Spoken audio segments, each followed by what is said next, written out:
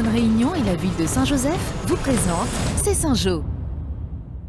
Dans votre magazine Le Géco dans son environnement, un bulletin météo au programme de la fête de la science, puis direction Bézave. C'est maintenant, c'est Saint-Jo.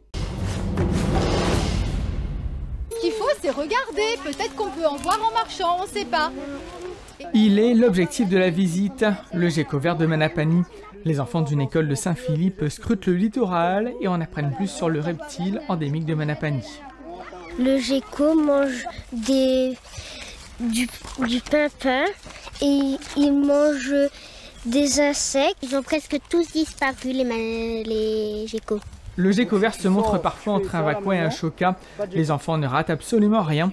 Une sortie pédagogique importante pour leurs enseignants. Ça nous permet de découvrir un environnement avec des plantes et un animal particulier, donc le Géco vert de Manapani qu'il faut préserver. Ces actions de découverte menées par Nature Océan Indien ont plusieurs objectifs avec une finalité, préserver le Géco. Le Foracheux, c'est un site très visité, on en observe souvent. On peut confondre les geckos parce qu'ils sont nombreux.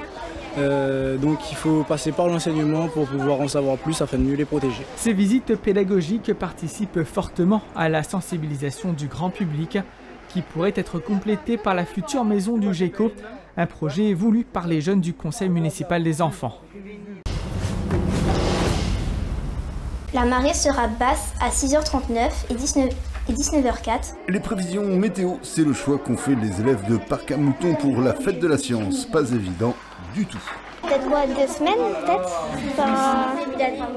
Ouais, depuis le début de classe. On va sur un site et après on essaye de voir les prévisions pour quelques jours qui a à suivre. On n'est pas tout à fait dans la configuration télévision, mais on s'en approche avec, par exemple, ce prompteur improvisé. C'est vrai qu'on s'est inspiré largement de ce qu'il y a à la télé, mais c'est vrai qu'on a cherché le plus le côté pratique. C'est-à-dire que le prompteur, c'est vrai que ça évite d'être obligé d'apprendre par cœur les textes. C'est tout naturellement qu'on retrouve Michael Waro, lauréat du prix Joseph Hubert, originaire de Parc à Moutons. Avec l'aide de mon association Météo Océan Indien, on aime bien monter des petits projets avec les scolaires pour leur faire sentir un petit peu les subtilités de la météo, qui sont vraiment pas toujours simples à appréhender. Qui sait, parmi ces élèves se cache peut-être le futur présentateur météo. Quartier typique des Hauts-de-Saint-Joseph, Bézave offre à ses résidents la sérénité de la ruralité réunionnaise tout en restant proche des commodités. Un cadre de vie inestimable que les habitants du village apprécient grandement. Son calme fait sa richesse.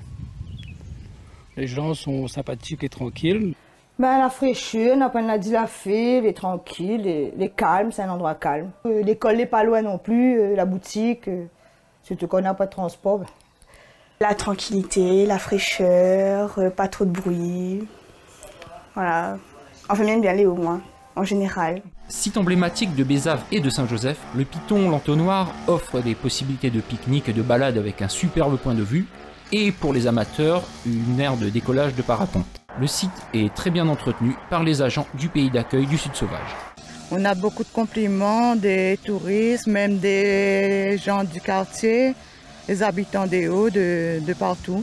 Bien installé entre tranquillité rurale et proximité avec le centre-ville, Bézave est un lieu d'équilibre et d'authenticité. Je ne regrette pas mon choix d'avoir quitté le littoral pour m'installer sur Bézave.